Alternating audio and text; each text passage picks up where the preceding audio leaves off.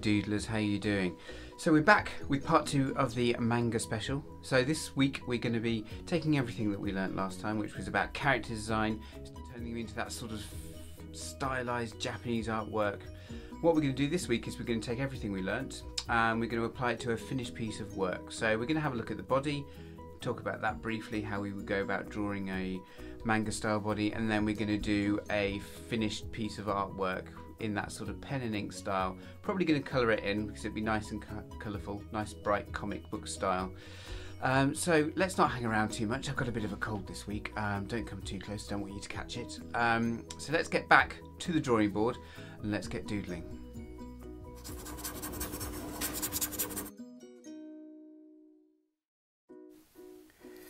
So we are now back at the drawing board, and I took the drawing from last week, this little character I designed. We talked about how we took a circle and turned it into a character, so there you can see the little circle.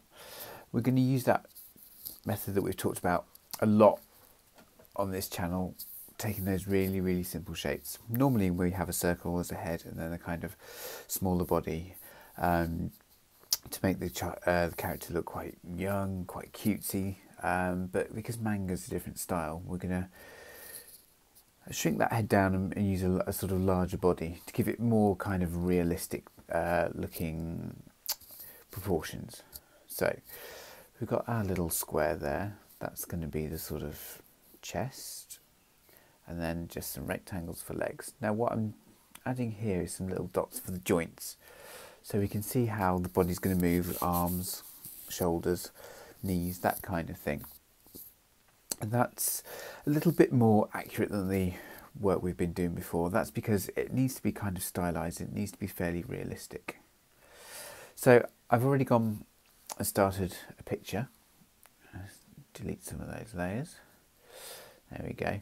So this is going to be a sort of finished manga cartoon. It's going to feature a sort of manga version of me climbing up like a big mountain, carrying a pencil. Yeah. Let's add those dots. You can see the knees and the arms and the shoulders. The kind of elbows are about halfway down the arms. Give you an idea of where the arm bends and things like that. Let's get rid of those little dots. There we are. You can see where they are.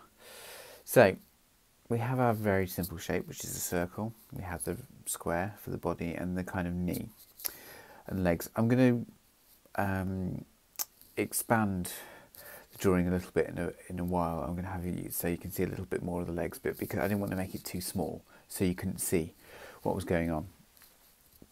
So we've just got the top half at the minute. We're going to shrink him down in a bit.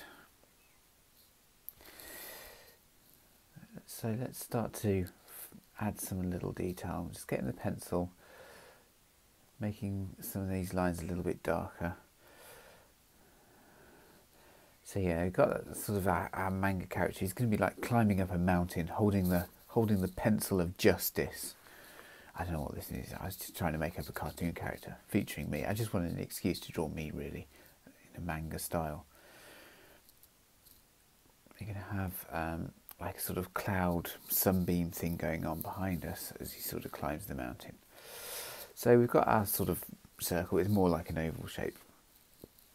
We can see that little cross. That's where the eyes and nose and mouth are going to be. Now we're going to add some of those hair styles that we talked about last week. If you haven't seen last week's episode, then go back and have a look, and you can see how, because we talked about the face in more detail then.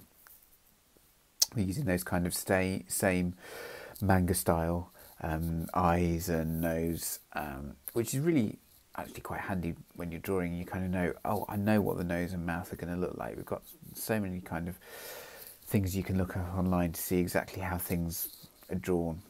There are lots of different ways to draw things, but I do have a kind of similar style. So there we are. I'm going to add sort of a little scribble there. There's going to be a rock climbing up in the foreground, and a sort of that little squiggly line is going to be sort of like the cloud.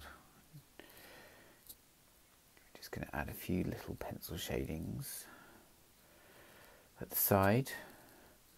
This is again, it's going to be a sort of black and white pen and ink drawing that we're then going to colour in afterwards. But this is just the pencil stage.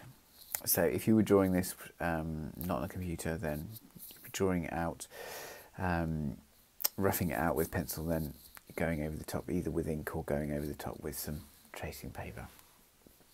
So adding some lines to give the kind of clothes a bit more of a crease, so they're not kind of, you know, just rectangles. We want a bit of kind of life in those drawings.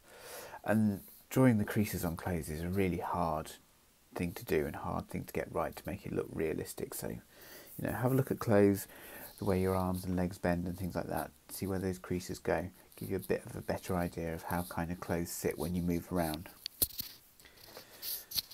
There we go. I'm going to put a backpack on him.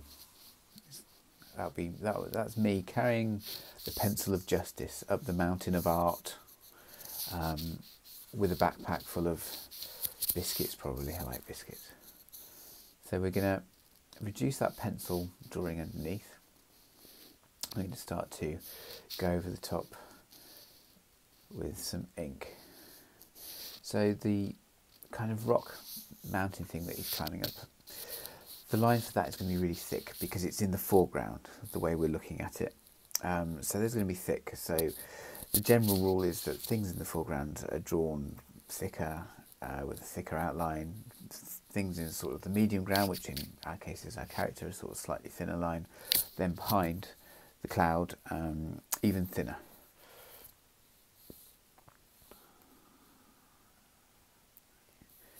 Let's start to draw the outline of this guy. Well, not guy, it's me. Oh, can you not tell? I think it looks like me. Start getting some of those shadows drawn and some of those shapes of the body. You can still, I think you can still see it's basically a kind of, still that kind of square with a kind of oval circle for a head. And we talked about last week about kind of having that sort of all triangle jaw that you get in sort of heroes in manga style cartoons and comics. I'm looking very determined.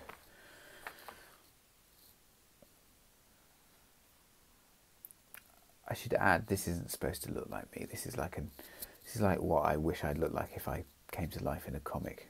My hair doesn't quite look like that. I don't think I've got as much hair as that.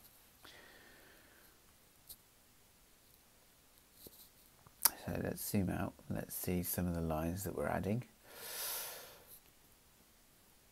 So yeah, we're going to have sort of like the sun coming up behind the curtain. Behind the curtain? Behind the cloud. Sorry, I'm not very well. I've got a really bad cold. It's not only giving me the sneezes and a sore throat, it's also making me talk nonsense as well.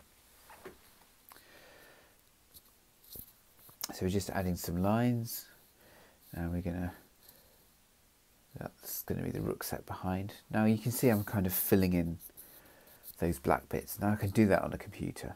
We're going to start to talk a little bit about the kind of technical aspects of drawing on Photoshop, or in this case Procreate. You see how I can make those lines or make this little circle.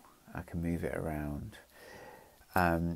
Talking about the kind of technical aspects of what an iPad Pro can do, which we're going to go in depth a lot more next week. Next week is going to be the technical edition. We're going to talk about all the different things that an iPad can do and really kind of look at different things like filling large spaces like that, which is really, really handy. I've tried to kind of steer away from that because this isn't about drawing on an iPad, it's about learning to draw. But this next week's episode is going to specifically, whoops, didn't mean to fill that in, specifically talking about how I use technology and how I can use it to illustrate some of my work. So I'm just going to colour in his face really quickly.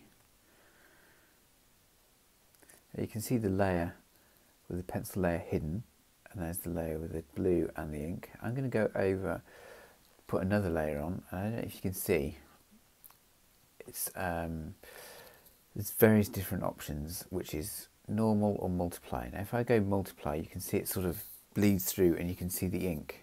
See when I go over the top, it colours differently if it's over the blue or if it's over the white. So I'm going to sort of basically colour over the top, but because it's on multiply, the layer, it's going to sort of bleed down and you're going to see the ink underneath. Again, this is stuff that we're going to talk about properly next week, so if you're not quite sure what I'm talking about at the minute, that's fine, we're going to talk about it next week. Give you a nice little kind of insight into everything that a kind of iPad can do, and the sort of different things that I use when I'm coming up with my work and doing my drawings for my books. So we're just colouring in my hair. This is the kind of hair I wish I had, rather than this kind of slightly browny grey colour hair I've got. And we're just colouring that bit. Oops, a bit I missed. There we go. So we can see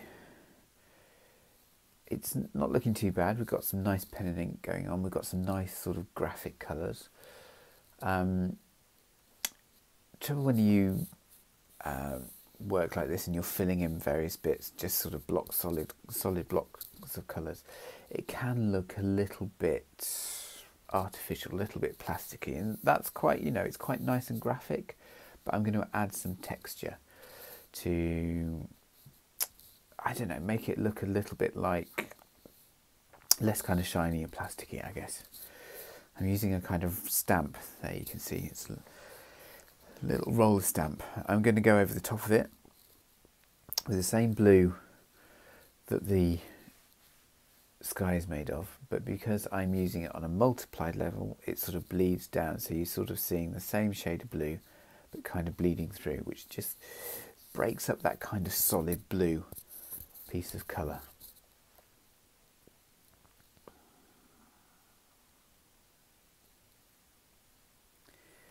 Add some texture to the rock because it's makes it look a bit more realistic. A few little bits there.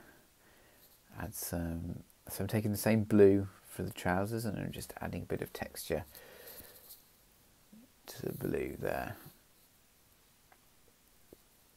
Give it a little bit more kind of realistic look to it. Let's find a rubber. Technology means that I can basically use any kind of shaped rubber I like. So if I want to use the stamp that I'm using to colour in, I can rub that out as well, using exactly the same texture.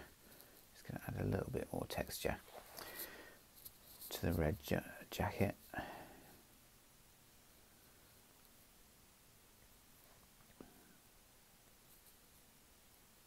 There we go, that's not looking too bad.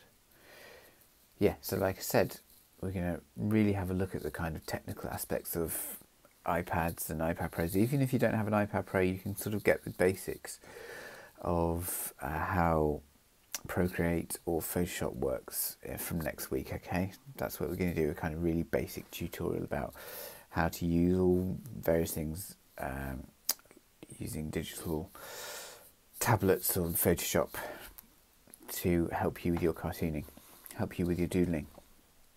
There we go, we're just going to add a few little white lines, a few little, like he's climbing the top of the mountain, a few little highlights. So there we go, we've gone from really simple shapes, trying to draw that manga style, trying to come up with our own characters, how we kind of create our own characters using really simple shapes, using that style and getting to learn that style. I hope you've enjoyed this week's episode of Doodle Do. I will be back next week to talk all things technical. Until then, have a great week and happy doodling.